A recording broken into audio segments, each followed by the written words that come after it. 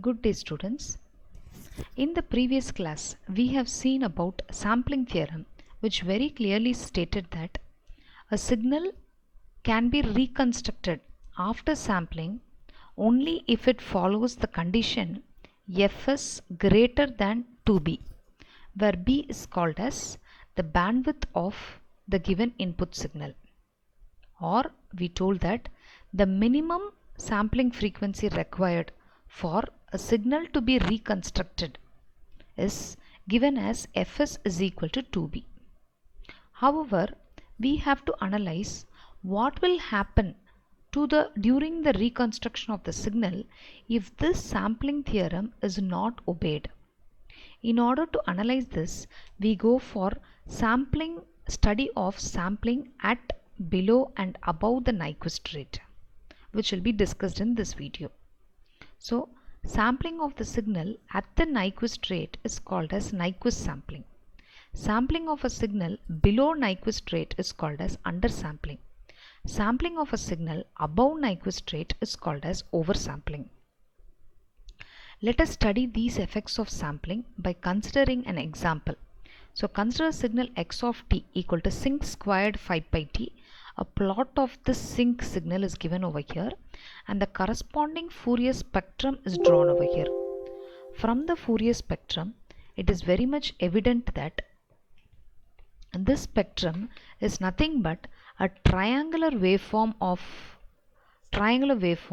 and its corresponding representation is given by x of omega equal to amplitude is 0.2, triangle is represented by triangle of the variable over here is omega and the corresponding variation over here is 20 pi in terms of omega. If we represent in terms of f, it can also be represented as 0.2 triangle of f divided by 10, because when we take it as f or b, okay, we can tell that the variation over here is 10. So for this signal, let us apply sampling under these three conditions. To begin with, we start with the Nyquist sampling. So the Nyquist sampling, to begin with, the bandwidth of the signal is 5 Hz.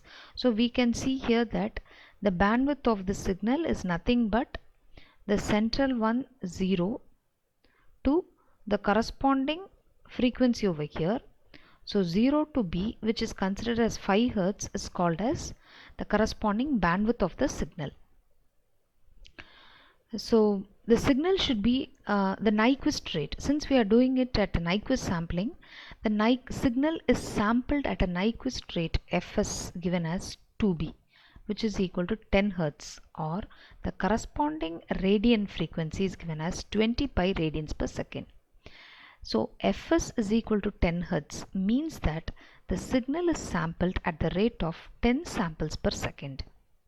The corresponding Nyquist interval t equal to 1 by 2b, which we have seen in the sampling theorem, so which gives 0.1 second. That is why we can see here that the original signal, dotted signal x of t, after sampling, it is sampled where the successive samples are placed at a distance of 0.1 second. This corresponding Fourier spectrum of this sampled signal is given as x cap of omega.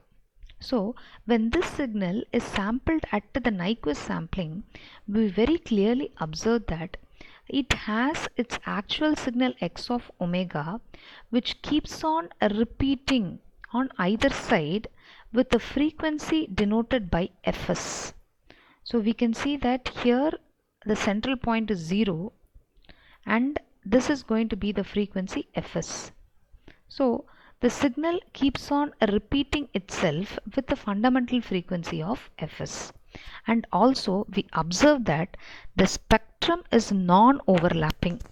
So once this spectrum is over, the next spectrum immediately starts. Hence, we can say that the spectrum has non-overlapping repetitions of this signal 1 by t into x of omega.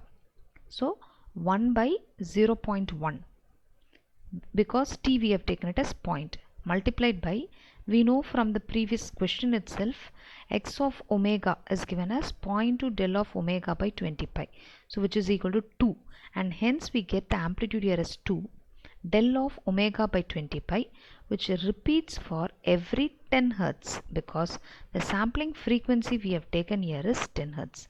So 0 to fs keeps on repeating.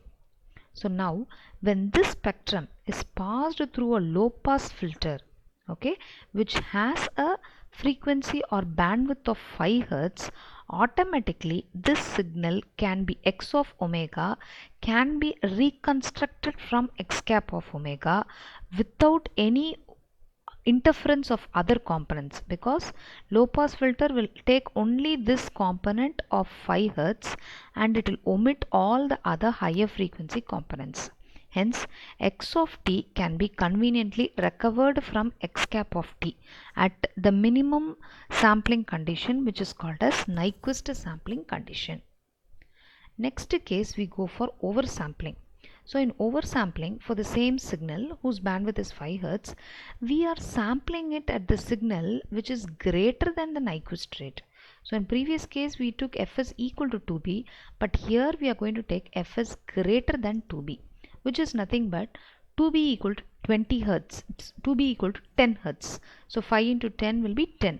However, we are choosing fs greater than 10 hertz, which we are choosing as 20 hertz, and its corresponding radiance is 40 pi. It means the signal is sampled at the rate of 20 samples per second. The corresponding sampling interval t, okay, it is also greater than the Nyquist rate 1 by 2b. In this case, we are choosing t equal to 1 by fs. We know that very well. So fs is 20 hertz. So 1 by 20 equal to 0.05 seconds. So here you can see that the dotted signal x cap of t, the dotted signal x of t, which when sampled with the sampling period, the interval between the two samples is 0.05 seconds, and hence we get a sampled version of the signal x cap of t. And the corresponding Fourier spectrum of this is given as x cap of omega. So when this spectrum very clearly states that there is absolutely no overlapping repetitions. So the spectrum has non-overlapping repetition of 1 by t x of omega. So here t is 1 by 0.05 multiplied by 0.2 del of omega, so which is equal to the amplitude of 4. So 4 del of omega by 20 pi, repeating for every 20 hertz, because the sampling frequency here we have taken it as 20 hertz. So if this is 0, the signal repeats again at 20 hertz or 40 pi radians per second. That is why there is a large spacing between these two spectrums.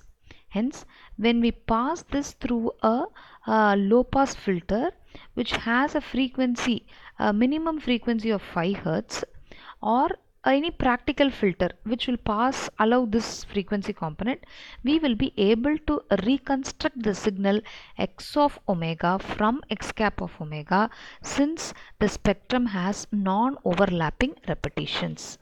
However, because of overlapping, we can see that there are empty bands between the successive cycles. The third case is undersampling. So here we choose the sampling rate fs lesser than the Nyquist rate 2b. So fs lesser than 10 hertz, here we consider 5 hertz, and the corresponding omega s is 10 pi radians per second.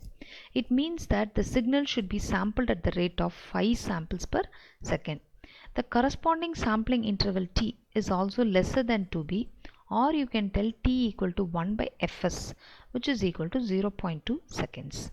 Hence, this signal, original signal x of t, when sampled with a sampling interval of 0.2 seconds, will have a sample over here, and after that it will obtain only at 0.2. So when we try to plot the Fourier spectrum of this signal, we get x cap of omega, and it is very clearly evident that the spectral components are overlapping with each other. Hence, the spectrum has overlapping repetitions of 1 by t x of omega. So the amplitude, by substituting the value of t equal to 0.2 seconds, we get it as simply as 1. So 1 del of omega by 20 pi, where it repeats every 5 hertz. So why does this frequency component repeat? It repeats because the sampling frequency is 5 hertz. So if this is 0, again the next sampling frequency center point is 5 hertz, and obviously the signal will be overlapping. So in this case, when we pass this through a low pass filter, it will try to pick up all the components in this particular range, or we can tell that it selects components from 0 to 5. So in that case, what happens is higher frequency components are also interfering with the lower frequency components, and hence we cannot recover x of omega from x cap of omega. Or we can also tell that x of t cannot be recovered from x cap of t. Overlapping of high frequency over low frequency component is called as aliasing. So to put everything in one nutshell, we can tell this tabular column. So the central one is the Nyquist rate. So at the Nyquist rate, it is possible to reconstruct the signal, where we have chosen sampling time period t equal to 1 by 2b, which is 0.1 seconds. For oversampling, it was possible to reconstruct again the signal from its original signal. However, spacing between the spectrum gives rise to empty cycles. Undersampling is a very important criteria which gives rise to a concept called as aliasing. So aliasing is nothing but overlapping of high frequency over low frequency component, and what should be done in order to overcome this aliasing will be discussed in the next video. Thank you, students.